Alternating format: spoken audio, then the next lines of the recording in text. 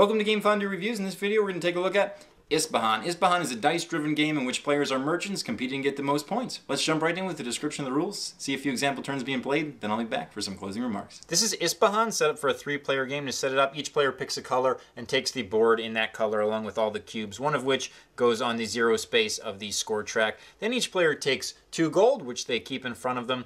The supervisor goes on the center space of the city here, and the first player token just goes to the player who's going to go first. Then you form a pool of camels and gold, shuffle the deck of cards, and you lay out the dice. With 2 players, you're only going to use 8 dice, but with 3 or 4, you're going to use all 9, which we have there. There's also the yellow dice, which we'll explain in a bit. The day marker goes on the first day of the week, and the week marker goes on the first week here. And over the course of the game, it's going to be played over 3 weeks. Each turn of the game is going to make up a day, so there's going to be 21 turns over the course of the game. A day or a turn is divided into 2 sections. The first is the supplying phase, and next is the player actions. So let's discuss the supplying phase. During the supplying phase, the player with the first player marker is going to take all the dice. Again, that's normally 9 white dice, but in a 2-player game, it's 8. And they also have the option to buy up to 3 gold dice by paying 1 gold piece per dice, and they roll them all together. So all the dice will be rolled, and then they'll be sorted by number of pips. The lowest pips, which in this case is 1, always go on the bottom space or the camel space of the tower track. And the highest pip count always goes at the top space. And the rest of the spaces are just filled in numerical order. So like so. There's not enough to fill all spaces because no 4s were rolled. So this is not going to be an action that anyone can take this turn. In the very rare event that all the same number are rolled, they're going to go in the camel space, and there's not even going to be any on the gold space. If yellow dice are used, they just go as follows, but only the first player can use them. So if the first player doesn't pick one of the spaces with yellow dice on it, they'll just be removed, and no further player can utilize the yellow dice this turn. So that brings us to the player's actions. During the player's actions, it's going to start with the first player and go clockwise. Each player is going to get to do 1 action. There's an exception to that in a 2-player game. Whoever goes first is actually going to do 2, and the yellow dice just stay on the board. But if another player picks from a group with the yellow, they don't get to use them. They're only for the first player. So the way a player does an action is they pick one of these groups of dice, and they take actions from the corresponding space.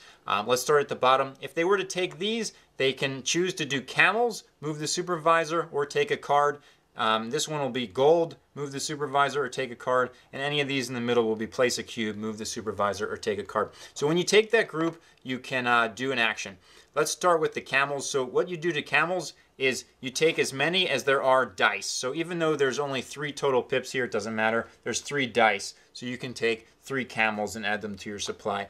And the gold action works exactly the same. If you choose from here, you get as many gold as there are dice. So you would just get 1 gold. Next are these supply spaces here. And depending which one you pick from, you're going to get to place cubes on the board based on the number of dice. So in this case, there's 1 dice, even though it shows a 2. I can place 1 cube in this region of the map, which is this square here. This region obviously is over here, and this one, and of course this last one is up here. And when you place a cube, you can only place it in a region where no other player has placed. So if blue's already placed here and green's turn, and he picked this dice, he can't place in this set of blue sooks here. But he could place in the purple, the yellow, or the white. Also, if he got to place multiple cubes, or he was placing on a later turn, he must continue to place where he already has a cube. So he couldn't start placing over here, for instance. He has to finish this one here before he can go on to another one. Because of this, a player actually can't pick to do this action if they have no legal placements in a particular area. Once a place is full, it's totally full, so there can't be 2 cubes on 1 spot, for instance. Along the same vein, if a region was totally full and a player still had more cubes to place, unfortunately they will not get to do so. Next is the supervisor action. You'll see that's on all the spaces here, so you can do it from any of them, but it's in lieu of the other. You only get to pick 1 action. And that goes by the value of the dice, not the number. So for instance, if this was picked, that would be a 5. So you could move that supervisor 5 spaces, and you can adjust it by paying 1 gold or 2 gold or 3 or 4, up 1 or down 1. So for instance, if I wanted to only move him 3, I could pay 2 gold and just move him 3 spaces. The one rule there is you can't move back and forth on the same space, but otherwise he can kind of go where he wants. If he ends in front of a location with a cube on it, you'll note this is the only space on the board that's not in front of a location. and a couple spaces here and here are in front of two locations. those cubes are picked up and placed on the caravan here. Immediately when a player is placed on a caravan, he scores that many points as indicated by that space. Also, if a player doesn't want to be placed on the caravan and he has a camel, he can discard that camel, keep his cube on the space, and then place one of the cubes from his supply onto that space, still scoring the points, but that way you don't lose the location on the board.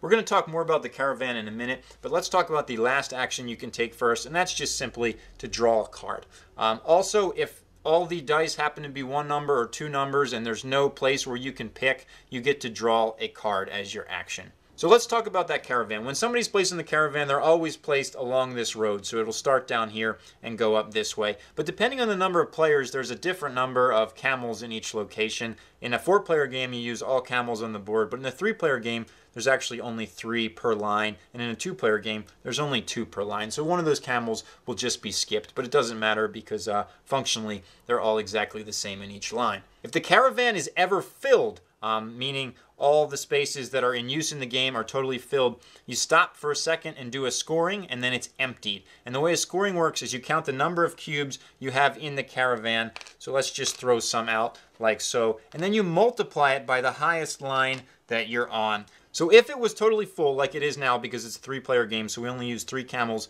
per line, it gets emptied, but first it gets scored. And the way it's scored is you multiply the number of pieces times the highest location. So in yellow's case, it would be 1, 2, 3, 4 cubes, and the highest location is the 3rd line up. So that would be 4 times 3. Yellow would score 12 points along the track. Green has 4, but his highest level is only a 2, so it would be 4 times 2 or 8.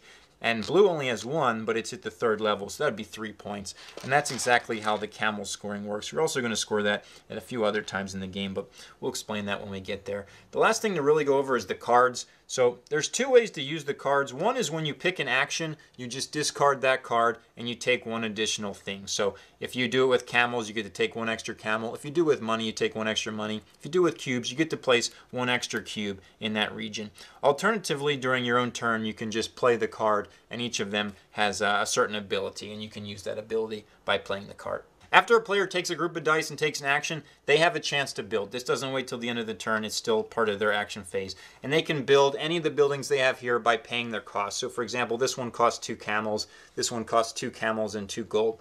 And the first 2 buildings you build are worth 0 points, but the next 3 are worth 5. And if you build all 6 of them, you're going to get 10 points. And you score that immediately when you build them. And the different buildings give you different effects. And just to indicate that you build it, you put 1 of your cubes on it like so. There is one special exception here in a 2-player game. You don't get to build after taking an action. Instead, you just take a group of dice and build. In a 2-player game, building is your action, even though it's not listed on here. But in 3 and 4, you can action and build in the same turn. So after all players take 1 action, or in a 2-player game, the first player takes 2 and the other guy only took 1, you clear off the tower and you move the day marker up accordingly. If it's at the end of a week, there's a special scoring that's going to take place. Otherwise, you just pass the first player marker and you go through another day. There is one exception to that, and that's during the 3rd week and the 6th day. Rather than pass the first player marker normally, in a 2-player game, whoever has the lowest score is going to get the first player marker, which means they might just hold on to it. In a 3-player game, because its even number of turns is 21, you just pass normally. But in a 4-player game, you play this final turn in reverse score order based on the beginning of the turn. So the player with the least points is actually going to start with this, but then you're not necessarily going to go clockwise. So anyway, at the end of a normal week, also at the end of the final day of the game, at the end of each week, players are going to score points for the caravan and for completed areas. So for all the sooks that are totally completed, players score as many points as indicated on the board. If a sook is not completed, players are going to get no points for that at all. But in all cases, all the cubes are removed afterwards. And the caravan is scored as well. Unlike normal scoring of the caravan when it gets full and you empty it afterwards, this time you just score it, number of cubes times highest level, but you don't empty it, so they get to stay there. The cubes on the board, though, are definitely removed. Also, at the end of a week, the supervisor is going to go back to the center space. And make sure you move the week marker up and this marker back and still pass the first player token. At the end of the game, whoever has the most points is the winner. Let's get going with this playthrough. So the blue player's first, so he's going to take all the dice, but he has the option to buy some yellow dice by paying 1 gold each. He decides he's not going to do that at this time, so he just takes them and he rolls them, and he got a whole lot of 6s. Wow. So all those 6s go up top, and then you start from the bottom with the 3s, so there's a 4. And then there's a whole bunch of things here. He's actually going to take this space because he gets to place 4 cubes in the barrel section of the city. So he's going to take those 4 cubes. And remember, he can't place in different areas until he completes one. He's just going to complete this yellow area for 6. Also, if another player had already placed in the yellow, he wouldn't have been able to do so. So then it goes over to this guy because he doesn't have enough to build anything. And this guy is going to pick these 3 golds here. So he's going to take 3 gold from the supply. And lastly, the yellow guy would like to have a camel. So he's going to take 1 camel. Now, players after their own turn could have built, but nobody has quite enough resources yet, so we're going to move ahead to the next round here, and this passes. So the green guy is going to go first, and he has the option to add a couple yellow dice, and he decides he'd like to add 2 yellow dice to this total by paying 2 gold. So he takes all those dice and he rolls them. So we have an interesting situation here where after his turn, these are going to be gone, but he's going to take these to place 2 guys in that area of town, and he does so. And then because he was the first player, these are gone. Nobody else can use them. And now it's this guy's turn. He's actually going to take 1 more camel. And the reason he's going to do that is now he's going to build. And he's going to build this space here on the far end, which every time he takes a camel, he gets 1 extra camel. So he just marks that on his board, and his turn is done. This guy's really happy, though, because he wants to keep building in this barrel area. So he's going to place 3 of those out there as well. He's kind of the king of the barrel. Now we're going to move ahead, and you can join back with us at the end of the round so you can see what happens. So it's the end of a week, so we score points based on where everyone is in the board. So the blue guy here is going to get 3 points for this area because it's complete, and then he's going to get 6 points here and 4 more here, so that's 10 more points for these 2 areas. Unfortunately for him, this area is not complete, so he gets nothing, and neither is this one. But the green guy over here gets 8 plus 4 plus 6, so that's 18 points he gets right out of the gun there. And then the caravan is scored. The caravan is not emptied afterward, but this guy gets 1 times the highest row he's on, 1. So blue gets 1 more point. Yellow didn't score any points there because he's just been focusing on building buildings. So this guy goes back here, turn marker passes as normal, and we go on to week 2. I love chucking large amounts of dice, and Yspahan gives me plenty of chances to do that, which is a lot of fun. Despite all the dice, though, the game doesn't seem that random. You can even make it less random by buying more dice on your turn. Wait, that doesn't make any sense, but it really does.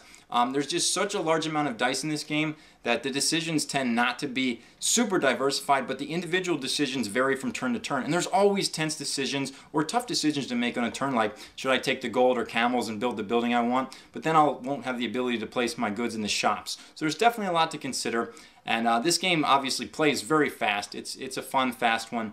And I probably wouldn't play it with people who just don't want dice in their games ever, but if there's some people who enjoy some randomness, this is a great light to medium weight game that is probably very underappreciated. Check it out. That's Yspahan.